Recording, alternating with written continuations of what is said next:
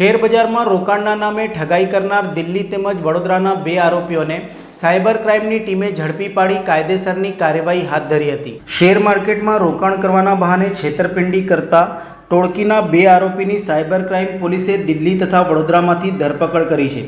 જ્યારે આરોપી ઇન્દરપાલ પાસેથી મળી આવેલા લેપટોપમાં 700થી વધુ શંકાસ્પદ બેંક એકાઉન્ટ ટ્રાન્ઝેક્શન પણ મળી આવ્યા છે। જ્યારે આ ટોળકી સામે દેશભરમાં 79 ઓનલાઈન ફરિયાદો પણ થઈ હોવાનું તપાસમાં સામે આવ્યું છે।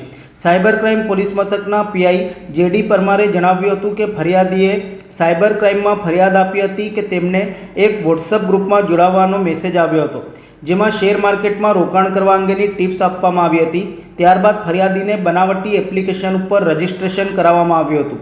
શરૂઆતમાં તેઓએ ટ્રેડિંગ મારફતે બનાવટી એપ્લિકેશનમાં નફો બતાવવામાં આવ્યો હતો, જેથી ફરિયાદીને વિશ્વાસ આવી ગયો હતો અને તેમની પાસેથી વધુ રોકાણ પણ કરાવડાવ્યું હતું અને એપ્લિકેશનમાં આઈપીઓનું એલોટમેન્ટ લાગી ગયું હોય તેમ પણ દર્શાવવામાં આવ્યું હતું।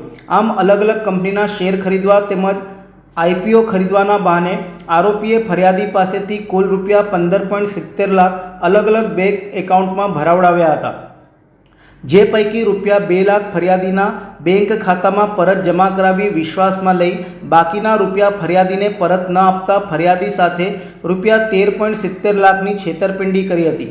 સાયબર ક્રાઇમ દ્વારા ટેકનિકલ સોર્સ દ્વારા દિલ્હી અને વડોદરા ખાતેથી અભિષેક સુભાષચંદ્ર ગર્ગ રહે પ્રીતમપુરા દિલ્હી અને ઇન્દરપુરન દશરથલાલ પાલ રહે રોહિણી દિલ્હીની ધરપકડ કરી હતી।